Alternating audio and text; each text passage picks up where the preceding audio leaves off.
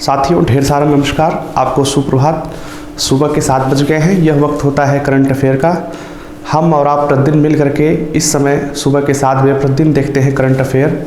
ऐसे current affair जो आपकी परीक्षा के दृष्टिकोण से बहुत इंपॉर्टेंट होते हैं, उन समाचारों का हम बहुत डीप एनालिसिस करते हैं। साथियों आपको एक और बात बतानी है, बहुत खुशखबरी की बात है। आप में से कई लोगों की विशेष डिमांड थी, कुछ लोगों ने विशेष अनुग्रह किया, अनुरोध किया कि सर ऑफलाइन बैच भी खोलना चाहिए।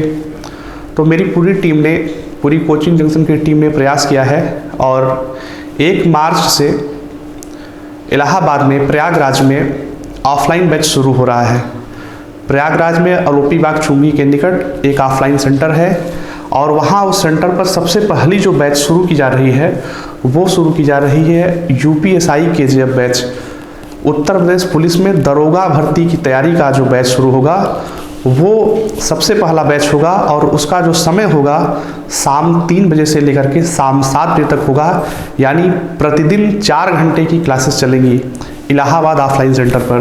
तो आप में से ऐसे लोग जो इलाहाबाद के आसपास के हों या जो आपके मित्र यार हों, जो ऑफलाइन डेडिकेटेड होकर के पढ़ाई करना चाहते हैं, भूमिगत होकर के पढ़ाई करना चाहते हैं और चाहते हैं कि 3 महीने केवल परीक्षा को समय दिया जाए, मतलब पूरा का पूरा अपना दमखम लगा दिया जाए और उस भर्ती को जाने न दिया जाए, तो उनके लिए सुनहरा अवसर है। कोचिंग जंक्शन की सर्वश्रेष्ठ टीम इलाहाबाद ऑफलाइन सेंटर पर पढ़ाने के लिए तैयार है और 1 मार्च से जो है बैच शुरू हो जाएगा।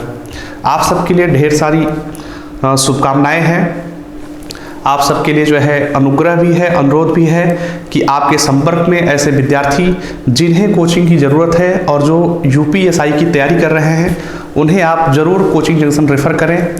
और मेरा विश्वास है कि वो आपको जब बताएंगे क्वालिटी के बारे में तो आप ज़रूर सेटिस्फाइड होंगे कि मैंने सही चीज़ रेफ़र किया था।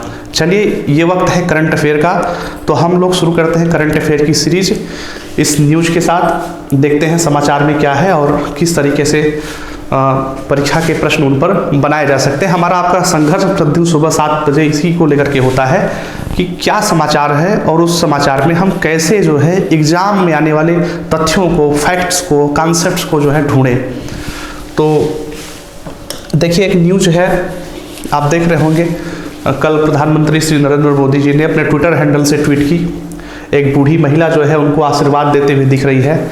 इसके भी बाल सफ़ेद है और इनके भी बाल सफ़ेद है, तो फिगर जो है बड़ा रोचक ही दिखता है। लेकिन फिगर से ज़्यादा जो रोचक बात दिखती है वो इस महिला का चर्चित होना दिखता है। पद्म पुरस्कारों की घोषणा पिछले माह की गई थी। उस सीरीज में जो है कई लोगों को पद्म पुरस्कारों से सम्मानित किया गया था, लेकिन इस एक महिला का नाम जो है बहुत चर्चित रहा। कारण यह है, ये जो महिला देख रहे हैं इनका नाम है अम्मा पप्पामल, ठीक है ना, थोड़ा सा तमिल नाम है, इस वजह से आपको और हमें जो है उच्चारित करने में कठिनाई आ रही है। इनका, इस बूढ़ी महिला का नाम है पप्पामल और फेमस इसलिए है क्योंकि 106 वर्ष की उम्र में भी ये बिल्कुल फिट हैं, अपनी डेली एक्टिविटीज़ को जो है परफॉर्म करती हैं और 106 वर्ष की उम्र के बावजूद ये जो है अपने खेतों में प्रतिदिन काम करती हैं और ऑर्गेनिक फसलों का उत्पादन करती हैं, ठीक है ना, ऑर्गेनिक फूड्स का जो है उत्पादन करती हैं। इनके इस कार्यशैली को देखते हुए भारत सरकार ने उन्हें पुरस्कृत करने का निर्णय लिया। प्रश्न भी यही बनाया गया है कि हाल ही में 106 वर्ष की पप्पामल को कौन सा पुरस्कार प्रदान किया गया है। ऑप्शन में दिया है पद्म विभूषण, पद्म भूषण, पद्मश्री और भारत रत्न। सही विकल्प है इस प्रश्न का, यानी अम्मा पप्पामल को जो है भारत सरकार ने पद्मश्री से सम्मानित किया है। किससे सम्मानित किया है? पद्मश्री पुरस्कार से सम्मानित किया है। अब 3-4 प्रकार के पुरस्कार लिखे गए हैं, तो थोड़ा सा इनके बारे में जान लीजिए। ये जो चारों पुरस्कार आपको दिख रहे हैं, ये जो है सिविलियन पुरस्कार इन्हें कहा जाता है, मतलब देश के एक आम नागरिक को ये पुरस्कार जो है दिया जाता है। पुरस्कार जो है 2 प्रकार की होता है। एक तो आप जानते हैं एक सैन्य कैटेगरी का पुरस्कार होता है जो केवल सेना से संबंधित या पुलिस अधिकारियों से संबंधित व्यक्तियों को ही प्रदान किया जाता है। दूसरे ऐसे पुरस्कार होते हैं जिन्हें जो है एक आम नागरिक को प्रदान किया जा सकता है। उन पुरस्कारों में जो सर्वोत्कृष्ट पुरस्कार माना जाता है भारत सरकार के दृष्टिकोण से, आम लोगों के दृष्टिकोण से वह जो है भारत का सर्वोच्च सिविलियन जो पुरस्कार माना जाता है वो है भारत रत्न। क्या नाम है उसका? उसका नाम है भारत रत्न। भारत रत्न जो है भारत का सर्वोच्च सिविलियन पुरस्कार है, ठीक है ना। उसके बाद पद्म भूषण में, पद्म पुरस्कारों में 3 नाम आते हैं, पद्म विभूषण, पद्म भूषण, पद्मश्री। तो उसमें पद्म पुरस्कारों में सबसे उच्च कोटि का जो है वह होता है पद्म विभूषण। क्या होता है? पद्म विभूषण। उसके बाद जो नाम आता है वो आता है नाम पद्म भूषण का, और पद्म भूषण के बाद जो है जो नाम आता है, पद्म भूषण से जो कमतर आंका जाता है उसका नाम है पद्मश्री, ठीक है ना। उसका नाम है पद्मश्री। आपसे आग्रह है कि इस करंट अफेयर की सीरीज के बाद एक बार जो है आप फिर से अपनी किताब खोल करके या इंटरनेट पर सर्च करके यह जरूर देख लेंगे कि इस बार पद्म विभूषण से किसे सम्मानित किया गया, पद्म भूषण से किसे सम्मानित किया गया और पद्मश्री से किसे सम्मानित किया गया। लिस्ट लंबी है, इस वजह से मैं उसका जिक्र जो है यहाँ नहीं करना चाहता हूँ, लेकिन इनका नाम नोट कर लीजिएगा। महिला बहुत फेमस है और पूरी उम्मीद है कि यह परीक्षा में आ सकती हैं, आए या ना आए, लेकिन हमारा आपका काम जो है ऐसा है कि चर्चा में रहने वाले व्यक्तित्व को एक बार जरूर ध्यान से देख लेना चाहिए। हो सकता है कि वही परीक्षा में आने वाला प्रश्न बन जाए। तो यह जो है अम्मा पप्पा मल हैं, 106 वर्ष की हैं, ऑर्गेनिक खेती के लिए प्रसिद्ध हैं, तमिलनाडु की रहने वाली हैं, ठीक है ना। कहाँ की रहने वाली हैं? तमिलनाडु की रहने वाली हैं। और डीप में जाएंगे तो तमिलनाडु के कोयम्बटूर में जो है इनका निवास है, और कोयम्बटूर की इस बूढ़ी अम्मा को जो है भारत सरकार ने पद्मश्री पुरस्कारों से सम्मानित किया है। चलिए अगला प्रश्न और अगला न्यूज़ देखते हैं, उसके पीछे की कहानी जानते हैं। कल जो है चुनाव आयोग ने असम, पश्चिम बंगाल, केरल, तमिलनाडु और पुदुचेरी, इन 4 राज्य और एक केंद्र शासित प्रदेश में विधानसभा चुनाव की घोषणा कर दी है। किसकी घोषणा कर दी है? विधानसभा चुनाव की घोषणा कर दी है। अब है तो पॉलिटिकल मैटर, लेकिन इसमें भी आपकी परीक्षा के लिए कुछ तथ्य उठाए जा सकते हैं। चुनाव की जब बात आए तो आप देख लीजिए कि इस समय वर्तमान मुख्य चुनाव आयुक्त कौन है, चीफ इलेक्शन कमिश्नर कौन है, एक बार उनका नाम जो है आपको नोट कर लेना चाहिए। तो प्रश्न यही पूछा गया है इस समय कि भारत के वर्तमान मुख्य चुनाव आयुक्त कौन है। एक बार जो है हम लोग जान जाएंगे, परीक्षा में पूछ लिया जाता है। तो भारत के वर्तमान मुख्य चुनाव आयुक्त इस समय है सुनील अरोड़ा जी, ठीक है ना। कौन है? सुनील अरोड़ा। 2 और नाम हैं, सुशील चंद्रा, राजीव जैन, ये भी जो है चुनाव आयुक्त ही हैं, ठीक है ना, लेकिन मुख्य चुनाव आयुक्त नहीं है, ठीक है ना। चुनाव आयुक्त ही हैं लेकिन ये मुख्य चुनाव आयुक्त नहीं है। आप जानते हैं कि 3 व्यक्तियों का एक पैनल होता है, 3 व्यक्तियों का पैनल होता है जिसे आप कहते हैं इलेक्शन कमीशन ऑफ इंडिया, भारतीय चुनाव आयोग। उसमें 3 सदस्य होते हैं, एक को जो है मुख्य चुनाव आयुक्त बनाया जाता है और दूसरे जो है अन्य उसके चुनाव आयुक्त होते हैं। ध्यान दीजिएगा ये तीनों जो है समकक्ष होते हैं, इसमें कोई प्रधान नहीं होता है। तीनों की जो है, तीनों के पावर्स क्या होते हैं? इक्वल्स होते हैं, ठीक है ना।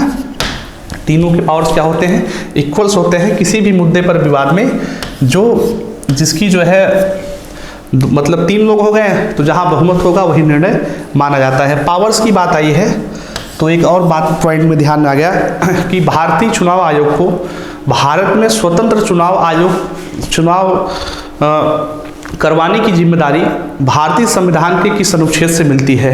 या प्रश्न यह पूछा जाए कि भारतीय चुनाव आयोग का वर्णन भारतीय संविधान के किस अनुच्छेद में किया गया है, तो उस अनुच्छेद को भी आप ध्यान दे लेंगे, बहुत ही महत्वपूर्ण अनुच्छेद है, अनुच्छेद 324 यानी अनुच्छेद 324। अनुच्छेद 324 में है इलेक्शन कमीशन ऑफ इंडिया का वर्णन किया गया है और भारतीय चुनाव आयोग अपनी सारी शक्तियां संविधान के इसी अनुच्छेद से प्राप्त करता है, ठीक है ना। भारतीय चुनाव आयोग अपनी समस्त शक्तियां अनुच्छेद 324 से ही प्राप्त करता है, ठीक है ना। अनुच्छेद 324 में वर्णन किया गया है कि भारतीय चुनाव आयोग होगा जिसके ऊपर स्वतंत्र और निष्पक्ष चुनाव आयोजित करने की संपूर्ण जिम्मेदारी होगी। यह बिल्कुल स्वतंत्र होगा, इस पर जो है कोई प्रेशर वगैरह नहीं होगा, ये सब अलग मैटर्स हैं क्या है, ठीक है ना। उसके बारे में आप जो है चुनाव का चैप्टर है कॉन्स्टिट्यूशन में और राज्य व्यवस्था में, उसको पढ़ लीजिएगा, ठीक। लेकिन इतना जो है इसी के साथ क्लियर करते रहेंगे तो आपका जो है रिवीजन भी होता रहेगा। अगली न्यूज़ दी है, हेडलाइंस है, एक्सपर्ट की जुबानी जाने आखिर क्या है भारत का सागर विजन। पॉइंट नोट कर लीजिएगा, किसके बारे में बात की जा रही है, बात की जा रही है सागर विजन के बारे में, और क्यों चर्चा में है विदेश मंत्री। कई इस 2 पॉइंट से कई प्रश्न बन सकते हैं। विदेश मंत्री की बात आए तो पूछा जाएगा विदेश मंत्री कौन है, तो आप बताएंगे भारत के विदेश मंत्री हैं एस जयशंकर जी। दूसरा प्रश्न पूछा जा सकता है क्यों चर्चा में है विदेश मंत्री। तो ये परीक्षा में आपके प्रश्न पूछे जाने की संभावना बहुत कम है, या तो बहुत ऐसा कोई कांड हुआ हो गया हो विदेश मंत्री के साथ, तब पूछा जा सकता है। लेकिन हाल फिलहाल में चर्चा में इसलिए है क्योंकि उन्होंने अभी मालदीव और मॉरिशस की यात्रा की है, ठीक है ना, मालदीव और मॉरिशस की यात्रा की है। प्रश्न उठता है कि इस कोरोना काल में उन्हें मालदीव और मॉरिशस जाने की आवश्यकता क्यों पड़ गई। तो उसका उत्तर भी है सागर विजन के कारण, ठीक है ना। किस विजन के कारण, सागर विजन के कारण। भारत सागर विजन पर बहुत फोकस कर रहा है। तो सागर विजन क्या है, क्या उसका उद्देश्य है, मैंने प्रश्न भी इसी प्रकार का बना दिया है, सागर विजन का उद्देश्य क्या है। 4 विकल्प दे दिया गया, हिंद महासागर के आसपास स्थित देशों के साथ बेहतर तालमेल बनाने का, या केवल श्रीलंका में बंदरगाह बनाने का, या पाकिस्तान पर हमला करने का, या सभी। सागर विजन का उद्देश्य क्या है, तो सागर का पहले हम पूरा नाम जान लेते हैं। प्रधानमंत्री नरेंद्र मोदी द्वारा घोषित यह जो है भारत का एक महत्वपूर्ण विजन है, जिसमें भारत का लक्ष्य है, इसका अगर पूरा नाम ही देख लें तो भारत का लक्ष्य है security and growth for all in the region, ठीक है ना, security and growth for all in the region. मैं यहाँ लिख दे रहा हूँ, ठीक है ना, रीजन की बात आई है, ठीक। सिक्योरिटी एंड ग्रोथ मतलब सुरक्षा और विकास, for all in the region क्षेत्र के जितने भी छोटे बड़े देश हैं उन सब की सुरक्षा और उन सब का विकास, यह भारत की प्राथमिकता है, ठीक है ना। क्षेत्र, किस क्षेत्र की बात हो रही है, इस इंडियन ओशन के आसपास बसने वाले छोटे बड़े देशों की बात हो रही है। आप जानते हैं इस मैप में देखेंगे तो आपको कई देश जो है दिखाई भी नहीं पड़ेंगे कि वो एग्जिस्ट करते हैं या नहीं एग्जिस्ट करते हैं, क्योंकि भारत का क्षेत्रफल अपेक्षाकृत बहुत बड़ा है। लेकिन आप देख रहे होंगे कि एक तो श्रीलंका यहाँ एग्जिस्ट करता है, दूसरा यहाँ मालदीव एग्जिस्ट करता है। मालदीव के अलावा जो है आप यहाँ जाएंगे तो पाएंगे कि यहाँ एक मॉरिशस देश एग्जिस्ट करता है। मॉरिशस के बाद जो है इधर कोमोरोस वगैरह हैं, इधर जो है सेशल्स वगैरह हैं।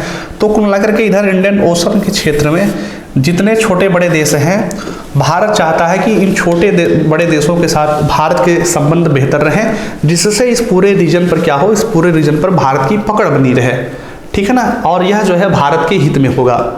तो इसी को देखते हुए यह जरूरी हो गया भारतीय पॉलिसी मेकर्स के लिए कि इन सब पर फोकस किया जाए, इन सारे क्षेत्रों का विकास किया जाए, इन सब सारे क्षेत्रों की सिक्योरिटी सुनिश्चित किया जाए, और उसको एक टारगेटेड विजन का नाम दिया गया Sagar, security and growth for all in the region. उसका उद्देश्य है हिंद महासागर के आसपास स्थित देशों के साथ बेहतर तालमेल बनाना, ठीक है ना। ये इस प्रश्न का सही जवाब है, ठीक है ना।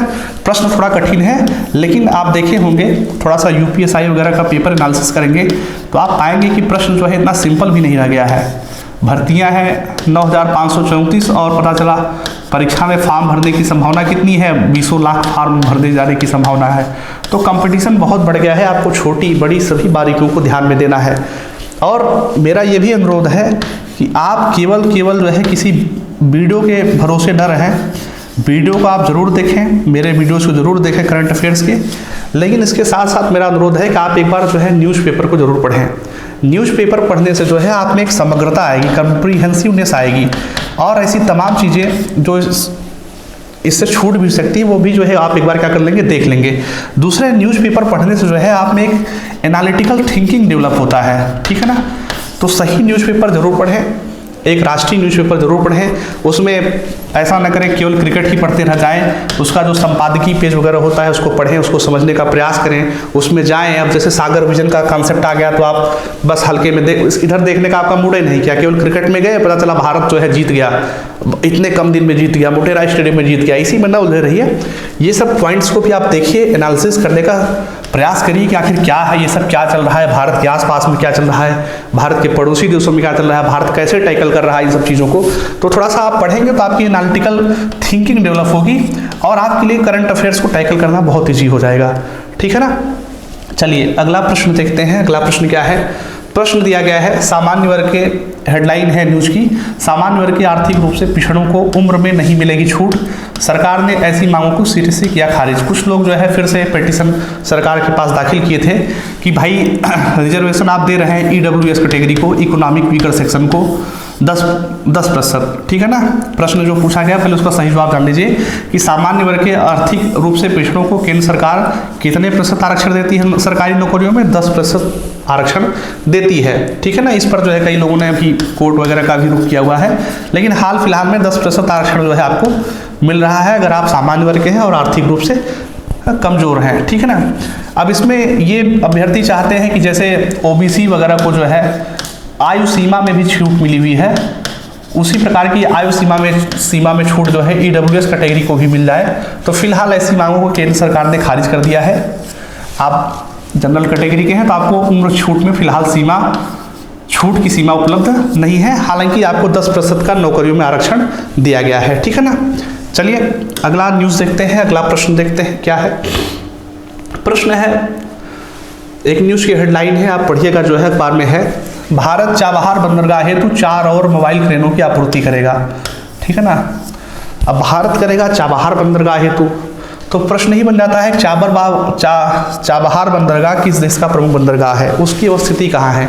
आप मेरे करंट अफेयर्स की वीडियोस अगर आप देख रहे होंगे पिछले कई दिनों से, तो आप कम से कम इस नाम से तो जरूर फेमस हो गए होंगे, क्योंकि एटलीस्ट ये जो बंदरगाह है, इस बंदरगाह का नाम आपको जरूर याद रखना है। बहुत ही स्ट्रेटेजिक लोकेशन पर बेस्ड है, भारत के हित के दृष्टिकोण से, भारत के अपने लाभ के दृष्टिकोण से इसकी अवस्थिति और इसका विकास करना भारत के लिए बड़ा ही महत्वपूर्ण है, ठीक है ना।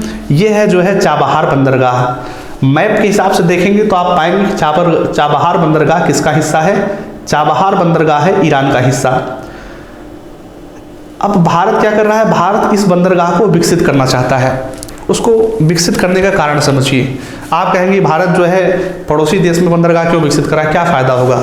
ये आप सबकी जो है आप देखेंगे, थोड़ा सा इस मैप को एक्सटेंड करके देखेंगे तो आप पाएंगे यहाँ जो है सेंट्रल एशिया के कई देश हैं, ठीक है ना। उसमें जो है एक तुर्कमेनिस्तान है, उज्बेकिस्तान है, कजाकिस्तान है। तो इन क्षेत्रों को अगर आप देखेंगे तो पाएंगे कि इधर पड़ जाता है चीन और पहाड़ी इलाका पड़ जाता है, ठीक है ना। तो इधर से डायरेक्ट जो है जाना भारत के लिए संभव नहीं हो पाता। अब बचता है पाकिस्तान वाला रास्ता।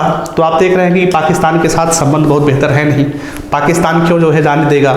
तो भारत को अफगानिस्तान जाने में भी बड़ी समस्या होती है, ठीक है ना। अफगानिस्तान पहुंचने में भी बहुत दिक्कत होती है। और ये जो सेंट्रल एशिया के देश हैं, तुर्कमेनिस्तान, उज्बेकिस्तान, कजाकिस्तान, जो खनिज जिनके पास बहुत है, ठीक है ना, भारत चाहता है कि इनके खनिजों को क्या किया जाए, एक्सप्लॉइट किया जाए, इनके खनिजों को जो है अपने भारत के विकास में जो है शामिल किया जाए।